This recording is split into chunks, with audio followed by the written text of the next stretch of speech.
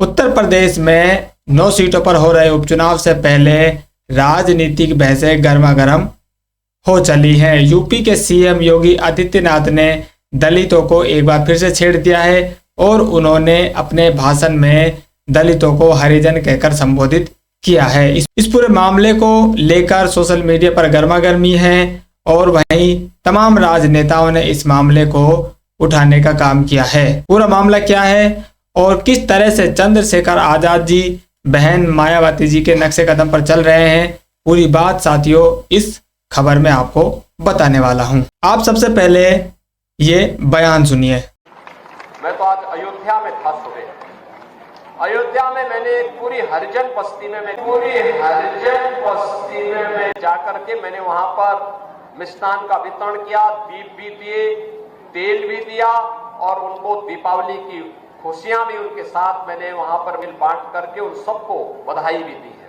तो सुना आपने किस तरह से उत्तर प्रदेश के वर्तमान सीएम योगी आदित्यनाथ जी एक बड़े समुदाय को हरिजन शब्द कहकर संबोधित कर रहे हैं। ये वही हरिजन शब्द है जिस पे ऊपर कानूनन रूप से रोक लगी हुई है और राज्य सरकारें हों या केंद्र सरकारें हों, इस शब्द का इस्तेमाल वो ऑफिशियली नहीं कर सकती है। लेकिन एक संवैधानिक पद पर बैठा व्यक्ति, राजनीति को चलाने वाला व्यक्ति इसी शब्दावली का इस्तेमाल एक बड़े लोगों के समूह को संबोधित करता हुआ नजर आता है।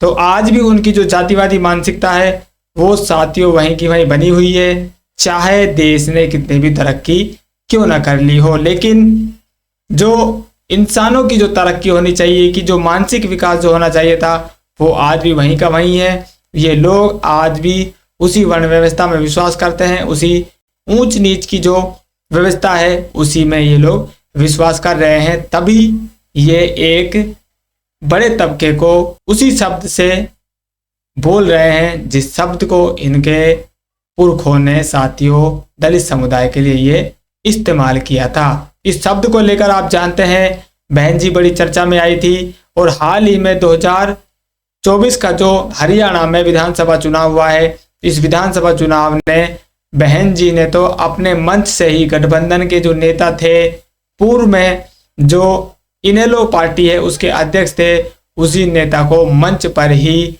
हरिजन शब्द के ऊपर संवैधानिक पाठ उन्होंने पढ़ा दिया था। तो बहन जी ने इस शब्द को लेकर कितनी गंभीर है आप अंदाजा लगा सकते हैं कि बहन जी ने अपने गठबंधन के नेता को भी नहीं बख्शा था।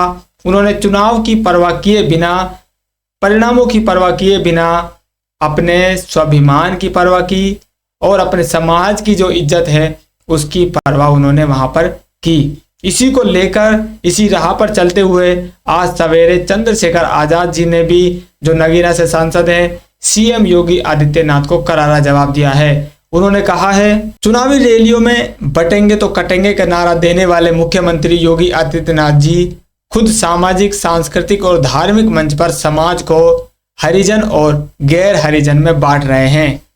क्या शब्द के प्रयोग से उनका तथाकथित हिंदू खतरे में नहीं आता? जबकि 1982 में केंद्र सरकार ने सभी राज्य सरकारों के लिए एक एडवाइजरी जारी कर अनुसूचित जातियों के लिए हरिजन शब्द का इस्तेमाल न करने को कहा था। 2010 में सामाजिक न्याय और अधिकारिता मंत्रालय ने इस संबंध में नए सिरे से दिशा निर्देश जारी करके इस पर रोक लगाई थी। यहां तक कि माननीय न्यायालय द्वारा भी इस अपमानजनक बताते हुए प्रतिबंध लगाया गया था। इतने महत्वपूर्ण संवैधानिक पद पर बैठे मुख्यमंत्री योगी आदित्यनाथ को क्या इन निर्णयों की जानकारी नहीं है, या जानबूझकर हरिजन शब्द का प्रयोग करके अनुसूचित वर्ग के लोगों का अपमान किया जा रहा है? जब गांधी जी ने अछूतों के लिए हरिजन शब्द का इस्तेमाल करना शुरू किया तो परम पूज्य बाबा साहब डॉक्टर बाबा साहब अम्बेडकर जी ने इसका कड़ा विरोध किया और इसे अपमानजनक शब्द बताया था। यह सवाल उस समय भी पूछा गया था और आज भी प्रासंगिक है। मुख्यमंत्री योगी आदित्यनाथ जी बताएं, यदि अनुसूचित जाति के लोग हरिजन हैं तो बाकी अन्य लोग हरि के जन नहीं तो किसके जन हैं? अंत में साथियों आपने देखा चंद्रशेखर आजाद जी ने भी वही सवाल पूछ दिया है जो बहन कुमारी मायावती जी इस हरिजन शब्द को लेकर चर्चा में आई थी कि जब आप लोग यानी कि जो दलित समुदाय है, अनुसूचित जाति जो वर्ग है वो हरिजन की औलाद है, तो बाकी लोग किसकी औलाद है, क्या वो शैतान की औलाद है?